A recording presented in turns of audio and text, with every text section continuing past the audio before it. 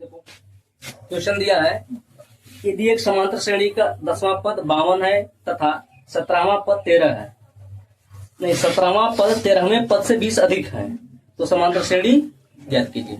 Question समझो पहले, इधर देखो क्वेश्चन दिया है, समांतर श्रेणी का 10वां पद है, 10वां पद वो कितना है 52, ठीक है। अच्छा यदि कोई समांतर श्रेणी है, इसमें प्रथम पद कितना होगा, प्रथम पद ये हो जाएगा सार्वंतर कितना हो जाएगा डी, इतना तो क्लियर है ना। अच्छा यदि 10वां पद 52 दिया है तो T10 बराबर a प्लस कोष्टक में n माइनस 1 इंटू डी हो जाएगा फार्मूला। T10 कितना दिया है 52 दिया है, a ऐसे रखेंगे प्लस n कितना है 10 माइनस 1 डी, ठीक है। इनको हो जाएगा 52 बराबर a प्लस 9d, ये हो जाएगा इक्वेशन नंबर 1। कोई दिक्कत नहीं ना है।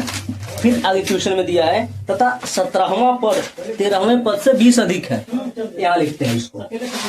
जो 17वां पद है यानी कि T17 बराबर T13 प्लस 20, ये हुआ ना।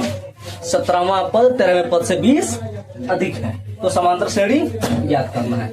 यहाँ देखो T17 यदि हम ज्ञात करेंगे तो क्या हो जाएगा, T17 बराबर ए फार्मूला, यानी आप लिख देते हैं Tn बराबर a प्लस कोष्टक में n माइनस 1 इंटू डी।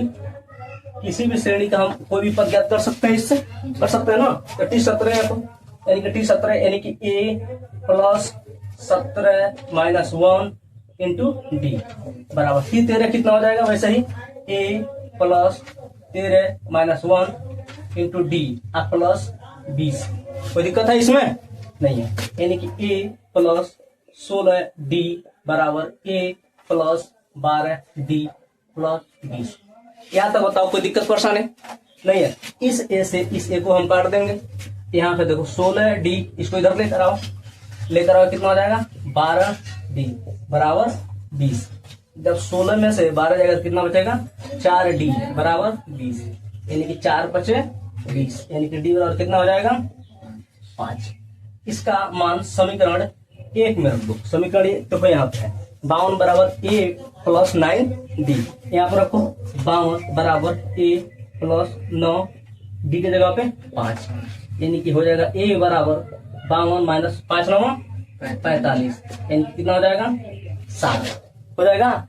यानी कि हमको एक ऐसा श्रेणी मिला जिसका प्रथम पद कितना है 7 है और सार्वंतर कितना है d है, यानी अतः जो श्रेणी होगा हमारे पास, श्रेणी समांतर श्रेणी, इसको AP लिखते हैं अर्थमेटिक प्रोग्रेशन, वो कितना हो जाएगा प्रथम पद 7 होगा।